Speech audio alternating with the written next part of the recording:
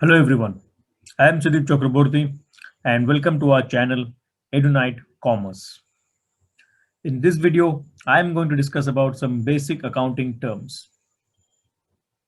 So in this video, I'll be discussing about the uses of accounting information, capital, drawings, liabilities, types of liabilities, assets, and types of assets.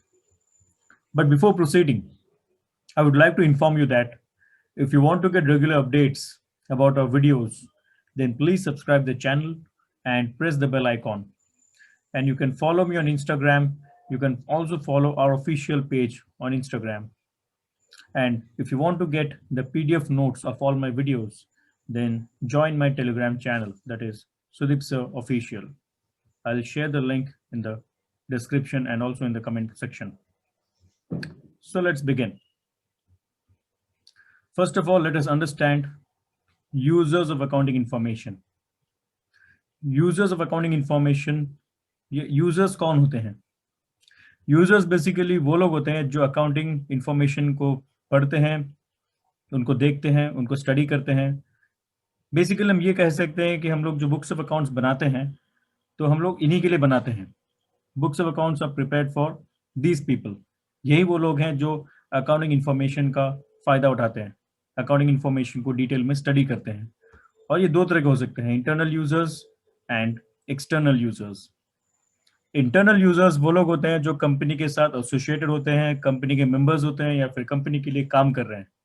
And external users वो लोग होते हैं जो जिनका company में पैसा लगा होता है या फिर उनका कुछ ना कुछ इंटरेस्ट कंपनी के साथ जुड़ा हुआ है या फिर कंपनी के ऊपर वो लोग रिसर्च कर रहे हैं. तो कौन कौन आते हैं इंटरनल और एक्सटर्नल यूजर्स के अंदर, चलिए देखते हैं. तो इंटरनल यूजर्स में आते हैं ओनर्स, मैनेजमेंट एंड एम्प्लॉइज.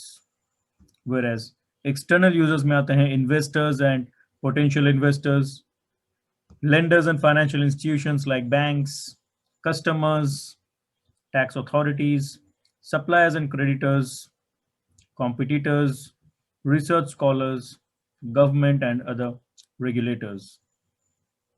तो चलिए अभी समझते हैं what is capital. So capital is the basic investment that we need to make in order to start our business. किसी भी बिजनेस को स्टार्ट करने के लिए you need money, you need investment. Without investment you cannot start any business. वो कम हो या ज्यादा हो doesn't matter, but basic कुछ अमाउंट तो चाहिए होता है जिससे हमको बिजनेस शुरू करना होता है. और ये अमाउंट कौन लगाता है, ये इन्वेस्टमेंट कौन करता है? This investment is made by the owner. और इसी इन्वेस्टमेंट को हम लोग कहते हैं कैपिटल. तो आसान भाषा में हम ये कह सकते हैं कि जिस पैसों के साथ या जिस इन्वेस्टमेंट के साथ बिजनेस शुरू किया जाता है उसको कहा जाता है capital. So we can say it is the amount invested by the owner in the business in the form of cash or in kind. Now what do you mean by the word cash or in kind? एक simple सा example मैं देता हूँ. Suppose I am starting a business and मैंने अपने business के नाम पे एक बैंक अकाउंट ओपन किया और उस बैंक अकाउंट में मैंने 5 लाख रुपीज डिपॉजिट किए. साथ ही साथ मैंने अपने ऑफिस के लिए 3 लाख रुपीज के फर्नीचर्स परचेज किए. तो if you ask me what is my total capital investment, I would say 5 lakhs plus 3 lakhs, that is 8 lakhs. 5 lakhs in cash, 3 lakhs in assets, जिसको हम लोग कह सकते हैं इन काइंड. अगला पॉइंट है capital related is that it's treated as a liability. As per the entity concept of accounting, capital is treated as a liability. Now what do you mean by entity concept? Accounting में बहुत सारे concepts होते हैं and ये जो concepts होते हैं it acts as a guideline. ये हमको सिखाते हैं कि how to treat different items in accounting. तो वैसे ये concept है entity concept. तो entity concept क्या कहता है? Entity concept ये कहता है कि you should treat the business and the owner separately. While preparing the books of accounts, we should treat the business and the owner as two separate entities. Generally हम इन दोनों को as one consider कर सकते हैं. जैसे कि business में कुछ लफड़ा होता है तो पनिशमेंट जो है वो ओनर को भुगतना पड़ता है. तो जनरल कॉन्सेप्ट में you can treat both of them as same, but when it comes to preparing the books of accounts, you have to treat both of them as two separate entities, business अलग है and owner अलग है, दो अलग अलग individuals हैं, they both have their own identities. This is what entity concept says. And since capital is contributed by the owner who is a totally separate person as per the entity concept, that's why it is treated as a liability.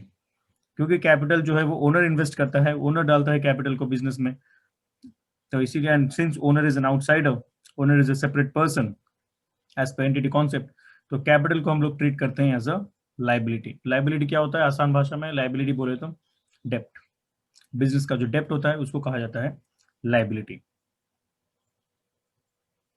It is an internal liability for the business, and capital is also known as owner's equity or net worth, and it is always equal to assets less liabilities. तो इसका formula है capital is equal to assets minus liabilities. इसका जो detail derivation है ये आपको जानने को मिलेगा जब मैं अकाउंटिंग इक्वेशन के ऊपर वीडियो बनाऊंगा, so don't worry about it right now. अगला कॉन्सेप्ट है ड्राइंग्स. नाउ ड्राइंग्स के केस में क्या होता है? when you are withdrawing goods, as an owner you're withdrawing goods or money or any assets for your personal use. जब आप business से कुछ पैसे विड्रॉ करते हैं या फिर एसेट्स विड्रॉ करते हैं या फिर गुड्स विड्रॉ करते हैं अपने पर्सनल यूज के लिए, okay, remember that line, personal use, not for official या बिजनेस यूज. आप अपने पर्सनल काम के लिए, पर्सनल यूज के लिए बिजनेस का पैसा या फिर बिजनेस का एसेट या फिर बिजनेस का गुड्स यूज करते हैं, उसी को कहा जाता है ड्राइंग्स. अब ड्राइंग्स में क्या है? Same as per entity concept, क्योंकि owner is an outsider, owner is a separate person. तो अगर ओनर किसी चीज को यूज करता है अपने पर्सनल यूज के लिए, बिजनेस का अगर कोई चीज, कोई सामान या फिर कुछ पैसे अगर वो अपने पर्सनल यूज के लिए यूटिलाइज करता है, पर्सनल काम के लिए यूटिलाइज करता है, तो उसको हम लोग ट्रीट करते हैं, सेपरेटली रिकॉर्ड करते हैं. एंड किस हेड में रिकॉर्ड करते हैं? We record it under the head drawings. तो चलिए हम लोग देखते हैं ड्राइंग्स के बारे में डिटेल, और साथ ही साथ हम लोग ये भी जानेंगे कि लाइबिलिटीज क्या होता है. तो सबसे पहले, drawings is the amount withdrawn और गुड्स और assets taken from the business by the proprietor और owner for his or her personal use. And goods so taken by the proprietor are valued at cost. ये बहुत ही important point है. जो goods owner withdraw करता है from the business for his personal use, it is to be valued at cost price, not at market price. And drawings जो है ये owner के कैपिटल से डिडक्ट किया जाता है. That's why it reduces the capital of the owner. अब चलिए देखते हैं लाइबिलिटीज.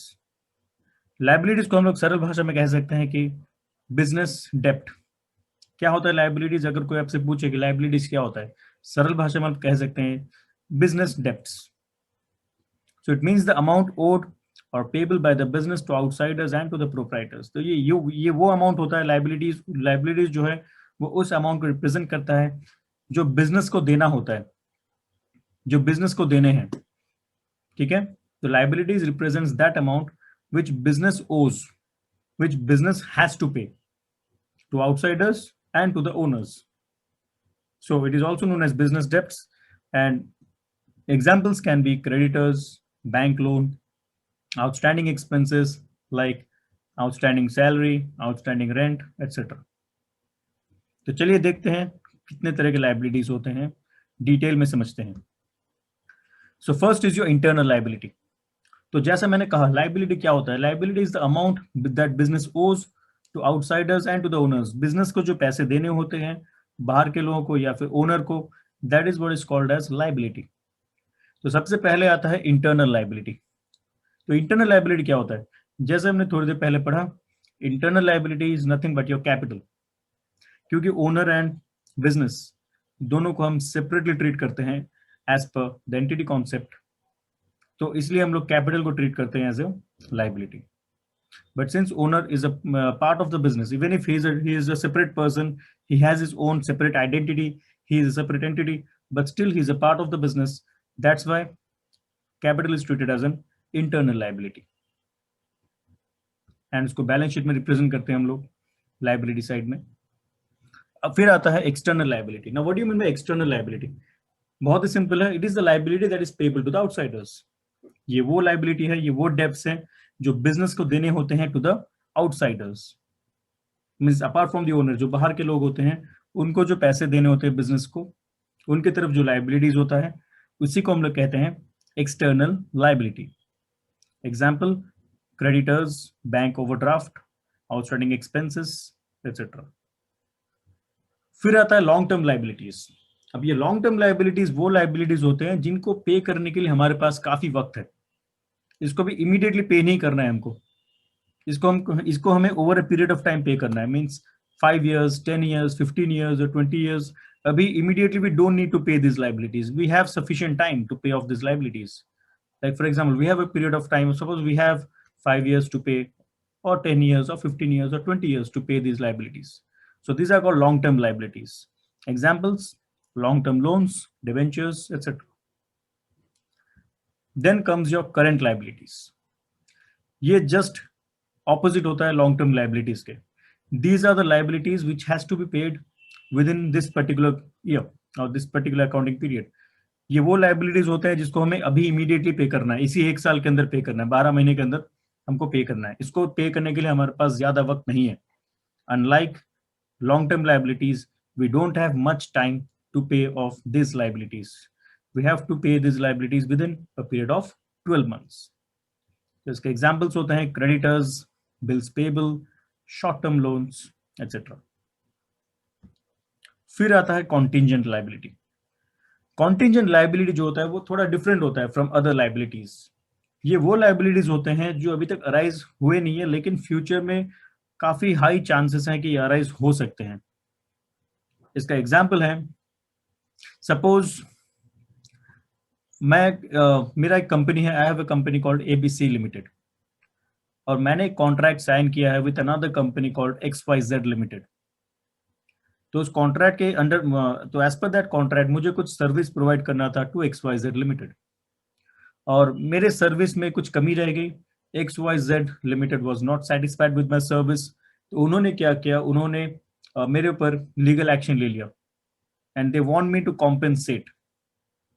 मैंने उनको कुछ सर्विस जो कुछ उसमें जो लैकिंग रह गया मेरी तरफ से, जो सर्विस में जो कमी रह गई, उसकी वजह से उनको कुछ नुकसान हो गया, उनको कुछ लॉस हो गया। They had to suffer some losses. So now they have sued me, they have taken legal action against me and they want me to pay them compensation। वो चाहते हैं कि मैं उनको compensate करूं, मेरी वजह से जो उनको लॉस हुआ है वो चाहते हैं कि उस लॉस की भरपाई मैं करूं।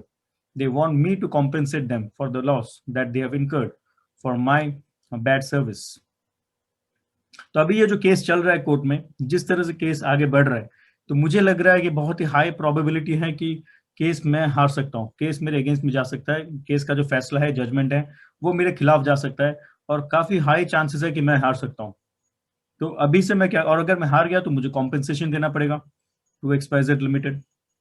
तो अभी से मैं क्या करूंगा, अभी से मैं एक सर्टेन अमाउंट शो करने लगूंगा एज अ लाइबिलिटी, एंड इसी लाइबिलिटी को कहा जाता है कॉन्टिंजेंट लाइबिलिटी। मतलब ये वो लाइबिलिटी होता है जो अभी तो है नहीं, अभी वो सिचुएशन अभी वो नहीं है, अभी नहीं पे करना है, बट फ्यूचर में शायद एक सिचुएशन अराइज हो सकता है, काफी हाई चांसेस हैं कि एक ऐसा सिचुएशन अराइज कर सकता है जहां पे आई मे हैव टू पे that amount. Okay, so future में वो पैसा मुझे देना पड़ सकता है, चांसेस है, काफी हाई चांसेस हैं। इसी को कहा जाता है contingent liability. So these are the liabilities which may or may not arise in future depending on the happening of an event। So that was all about liabilities। Now let us understand assets। अभी assets क्या होता है? So assets, these are the property or legal rights owned by the business to which money value can be attached। So assets are maybe in the form of, assets can be in the form of property, legal rights which are owned by the business and which has some kind of monetary value।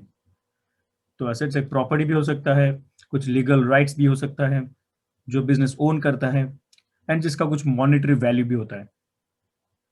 In other words which will enable the business to get cash और benefit in the future. तो एक बहुत ही important point है, याद रखिएगा, assets हमेशा business को कुछ ना कुछ फायदा पहुंचाता है, कुछ ना कुछ बेनिफिट देता है, या तो in the form of cash और in the form of value. या तो बिजनेस को कैश बेनिफिट मिलता है या फिर वैल्यू बेस्ड बेनिफिट मिलता है। फॉर एग्जाम्पल एसी, आपने अपने शोरूम में, सपोज आपका जो शोरूम था या आपका जो शॉप था वो पहले नॉन एसी शॉप था, उसमें कोई एसीज वगैरह नहीं थे कुछ, या सपोज आप रेस्टोरेंट, एक होटल ले लीजिए, पहले आपका जो होटल था उसमें कुछ, उसमें सिर्फ फैन लगे हुए थे, वो एक नॉर्मल सा होटल था। फिर आपने उसमें कुछ इन्वेस्टमेंट किया एंड आपने उस पूरे होटल को एक रेस्टोरेंट में कन्वर्ट कर दिया, एसी रेस्टोरेंट में कन्वर्ट कर दिया आपने। तो अभी क्योंकि आपने इसको एसी रेस्टोरेंट में कन्वर्ट कर दिया, तो समर सीजन में सडनली आपके कस्टमर्स जो है वो बढ़ने लगे। पहले क्या होता था, समर सीजन में आपको इतने कस्टमर्स नहीं मिलते थे, बिकॉज आप जिस शहर में बिजनेस कर रहे हो, जिस शहर में आपका होटल है, वहाँ पे सपोज गर्मी काफी ज्यादा, काफी हाई टेम्परेचर होता है, समर सीजन में टेम्परेचर काफी ज्यादा हाई होता है। सो अर्लियर आपको इतने कस्टमर्स सपोज नहीं मिलते थे बिकॉज ऑफ द टेम्परेचर, काफी लोग नहीं आते थे आपके होटल को, प्रेफर नहीं करते थे। लेकिन जैसे आपने उसमें एसी लगा दिया, तो अभी पहले से ज्यादा कस्टमर्स आ रहे हैं because of the comfort. So this is what an asset does, it gives you cash benefit और it gives you value based benefit। मतलब या तो आपको डायरेक्टली कैश बेनिफिट मिलता है एसेट से, फ्यूचर में आपको कैश मिलता है, डायरेक्टली आपको कैश मिल जाता है, या फिर आपको कुछ ऐसा बेनिफिट मिलता है, या तो फिर इनडायरेक्टली आपको वैल्यू बेस्ड बेनिफिट मिलता है, मतलब आपके कस्टमर्स ज्यादा खुश होते हैं, आपके कस्टमर्स और ज्यादा सेटिस्फाइड होते हैं, एंड एज ए रिजल्ट आपका बिजनेस अपने आप ग्रोथ दिखाता है, अपने आप बढ़ने लगता है because of the assets. So examples of assets बहुत सारे हैं, लेकिन यहाँ पे मैंने कुछ एग्जाम्पल्स लिखे हैं, like land, building, machinery, furniture, cash and bank balances etcetera. तो चलिए कुछ फीचर्स हम लोग देखते हैं एसेट्स के। So it is owned by the organisation, assets is something which is owned by the organisation. अगर आप किराए पे लाते हैं किसी चीज को, रेंट पे लाते हैं, then that can not be called as asset, you have to own the property or the legal rights। Then it can be in tangible form or in intangible form। tangible form means physical form, मतलब ऐसा है वो जिसमें आप देख सकते हैं, छू सकते हैं। and intangible means some assets they don't have any physical form, उसको हम लोग देख नहीं सकते हैं, छू नहीं सकते हैं, उसका कोई फिजिकल फॉर्म नहीं है, बट स्टिल हम लोग उसको फील कर सकते हैं, उसका प्रेजेंस हम लोग फील कर सकते हैं, we can feel the presence. इसका एग्जाम्पल हम लोग डिस्कस करेंगे अगले स्लाइड में। It has a monetary value attach to it, हर एसेट्स में एक मॉनेटरी वैल्यू अटैच होता है, ये बहुत इंपॉर्टेंट है। Every asset has some kind of monetary value attach to it and it is capable of being measured in monetary terms and can generate revenue for the business in future। जैसा मैंने आपको कहा कि एक monetary value होता है इसका, and it has the potential to generate revenue for the business in future, ये किसी ना किसी तरह से बिजनेस को फायदा पहुंचाता है। ठीक है, so now let us understand types of assets. Number 1, tangible assets. Tangible assets are those assets which have a physical existence, मतलब जिसको हम लोग देख सकते हैं, छू सकते हैं, जिसका कोई फिजिकल फॉर्म होता है। Example land, building, machinery, computer, furniture etcetera. Intangible assets वो एसेट्स होते हैं जिनका कोई फिजिकल फॉर्म नहीं होता। These assets not have any physical form, but this can be felt। They cannot be touched, they cannot be seen, but they can be felt। उसको आप feel कर सकते हो, उसका प्रेजेंस आपको पता है कि ये एसेट्स हमारे पास हैं, उसका प्रेजेंस हमको पता है, लेकिन we cannot touch it, we cannot see it। Examples are goodwill, trademark, patents। जैसे गुडविल के बारे में मैं आपको बताता हूँ। गुडविल क्या होता है? Goodwill is the reputation. हर एक बिजनेस का अपना एक रेपुटेशन होता है, वो अच्छा हो सकता है या फिर बुरा भी हो सकता है।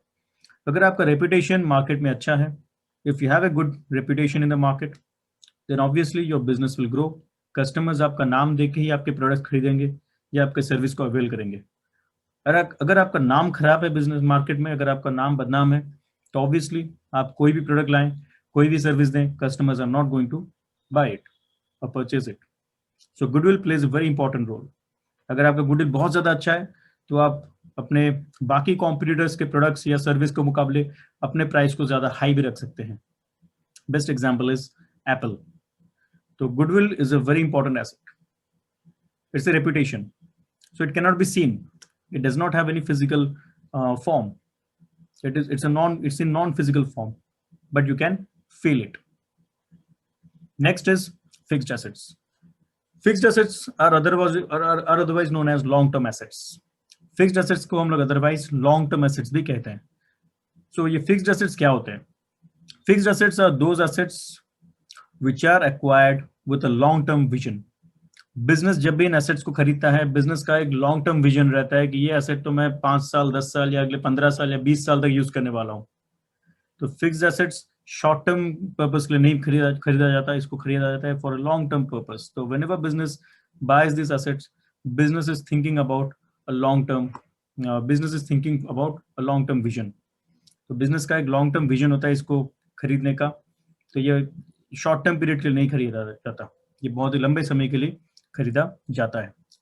So these are the assets which are acquired not with the purpose to resell, but to facilitate business operations and increase the earning capacity of the business through their use. And obviously, ये long term में business का earning capacity भी बढ़ा देता है, business को बहुत ही ज्यादा फायदा भी पहुंचाता है. फिक्स्ड एसेट्स एक्चुअली अगर कोई एसेट है जो सबसे ज्यादा कैश जनरेट करता है बिजनेस के लिए, तो वो होता है फिक्स्ड एसेट, डायरेक्टली या indirectly. These are the assets which generate after goodwill, of course. After goodwill, these are the assets which generate maximum cash for the business. Examples: land, building, machinery, computer, vehicles, furniture, and और भी कई सारे examples हैं. So now, let us understand the next part, current assets. Current assets अभी क्या होता है? Current assets are those assets which can be converted into cash within a period of 1 year. ये वो एसेट्स होते हैं जो कैश में कन्वर्ट हो सकते हैं 1 साल के अंदर, मतलब 12 महीने के अंदर it can be converted into cash. So these are the assets which are retained in the business with the purpose of converting them into cash within a short period, say 1 year. और इसके examples हैं debtors, bills receivable. Debtors कौन होते हैं? Debtors are those people जिन्होंने हमसे सामान खरीदा है ऑन क्रेडिट. डेप्टर्स वो लोग होते हैं जिन्होंने हमसे सामान खरीदा है क्रेडिट पे और हमें उनसे पैसे मिलने वाले हैं. और क्रेडिट पे हम लोग नॉर्मली कितने टाइम के लिए देते हैं? Normally 3 months, 6 months. तो यूजुअली 3 से 6 महीने के अंदर उनसे पैसा हमको मिल जाता है, और ज्यादा से ज्यादा 1 साल, उससे ज्यादा नहीं होता credit period. So that's why debtors and bills receivable भी सिमिलर कॉन्सेप्ट है डेप्टर्स से related. So that's why these are known as current assets. So these are the assets which can be converted into cash within a period of say 1 year or 12 months. और इसको otherwise circulating और floating assets भी कहा जाता है. इसका एक छोटा सा एक्सेप्शन है called prepaid expenses. Prepaid expenses भी करंट एसेट्स में आता है even though it can not B converted into cash. तो ये क्या होता है प्रीपेड एक्सपेंसेस? प्रीपेड एक्सपेंसेस होता है कुछ ऐसे खर्चे जो आपको नेक्स्ट ईयर करने थे, लेकिन आपने इसी साल उस खर्चे को कर दिया है, आपने इसी साल वो एक्सपेंसेस को पे कर दिया है. ठीक है, तो प्रीपेड एक्सपेंसेस क्या होता है ना, ये एक बेनिफिट है. सपोज आपने 10,000 का कोई एडवांस पेमेंट कर दिया है, so that would be your prepaid expense. अभी this now this 10,000 will be shown as current assets. This 10,000 is known as prepaid expense and this 10,000 will be shown as current assets. इसको हम लोग कौन से head में दिखाएंगे? Current asset के head में दिखाएंगे. अब ये एसेट कैसे बन जाता है? ये एसेट इसलिए है बिकॉज आपने 10,000 पे कर दिया है and you are going to get benefits, you are going to receive benefits in future. जैसे मैंने आपको कहा एसेट्स के बारे में, एसेट्स क्या करते हैं? आपको कैश बेनिफिट देते हैं या फिर कोई वैल्यू बेस्ड बेनिफिट देते हैं. डेफिनेटली हर एक एसेट का ये फीचर होता है, it gives you some kind of benefit whether cash और वैल्यू बेस्ड. तो प्रीपेड एक्सपेंसेस जो है ये एक ऐसा खर्चा है जो आपने कर दिया है और आपको इसका बेनिफिट फ्यूचर में मिलने वाला है. That is why this are known as assets. And ये कौन से हेड में आता है? ये बेसिकली आता है करंट एसेट्स के अंडर. ठीक है, now next comes your contingent assets. जैसा मैंने डिस्कस किया था आपको थोड़ी देर पहले, कॉन्टिंजेंट लाइबिलिटीज, सेम कॉन्सेप्ट होता है कॉन्टिंजेंट एसेट्स का. तो कॉन्टिंजेंट एसेट्स ये ऐसा इकोनॉमिक बेनिफिट है जो हम लोग फ्यूचर में एक्सपेक्ट कर रहे हैं कि हमें मिल सकता है. ये एक ऐसा इकोनॉमिक बेनिफिट है जो हम लोग एक्सपेक्ट कर रहे हैं कि बहुत ज्यादा हाई चांसेस है कि ये बेनिफिट हमको फ्यूचर में मिल सकता है. जैसे कि मैंने एग्जांपल दिया था आपको, मेरा एक कंपनी है एबीसी लिमिटेड, जिसने कुछ सर्विस में जिसके सर्विस में कुछ कमी रह गई. मैंने सर्विस दिया था एक टू XYZ लिमिटेड को, हमारे बीच कॉन्ट्रैक्ट हुआ था and as per that contract मैंने सर्विस प्रोवाइड किया था टू XYZ लिमिटेड. और मेरे सर्विस में कुछ कमी रह गई जिसकी वजह से उनको कुछ नुकसान हो गया एंड उन्होंने मेरे ऊपर लीगल एक्शन ले लिया है. सो मेरे को लग रहा है कि शायद मैं केस हार सकता हूँ, केस का जजमेंट जो है मेरे अगेंस्ट में जा सकता है. तो अगर मैं हार गया तो मुझे पैसे देने पड़ेंगे। तो ये जो चीज है ये मेरे लिए है कॉन्टीजेंट लायबिलिटी। ठीक है, अभी कॉन्टीजेंट एसेट क्या होता है? फॉर एग्जाम्पल मेरा अभी XYZ के पॉइंट ऑफ व्यू से देखते हैं, मेरा किसी के ऊपर लीगल एक्शन का केस चल रहा है, सूट चल रहा है कोर्ट में, एंड बहुत हाई चांसेस है कि मैं वो केस जीत सकता हूँ। मुझे बहुत ज्यादा चांसेस लग रहा है कि वो शायद वो केस का जजमेंट जो है मेरे ही फेवर में जाएगा, और अगर मैं जीत गया तो मुझे ऑपोजिट पार्टी से बहुत ही भारी भरकम का अमाउंट मिलेगा एज कॉम्पेंसेशन। अगर मैं जीत गया तो मुझे उससे एक बड़ा सा अमाउंट मिलेगा from the opposite party as compensation. So this will be a contingent asset for me. I am going to record it as a contingent asset. So this is a kind of economic benefit which may or may not arise in future depending on certain conditions. ये future में हो सकता है, नहीं भी हो सकता है, लेकिन चांसेस है कि ये अराइज होने के। कॉन्टिजेंट एसेट को हम लोग तभी रिकॉर्ड करते हैं, इसको हम लोग तभी लाते हैं यहाँ पे, तभी जब इसके बहुत ज्यादा हाई चांसेस होते हैं कि ये इसके मिलने के चांसेस काफी हाई होते हैं। याद रखिए 100% नहीं होते कभी, बट चांसेस होते हैं, काफी हाई चांसेस होते हैं, तभी हम लोग इसको रिकॉर्ड करते हैं। But unlike other assets, these assets are not recorded in the balance sheet. ये चीज याद रखिएगा, these assets are not recorded in the balance sheet.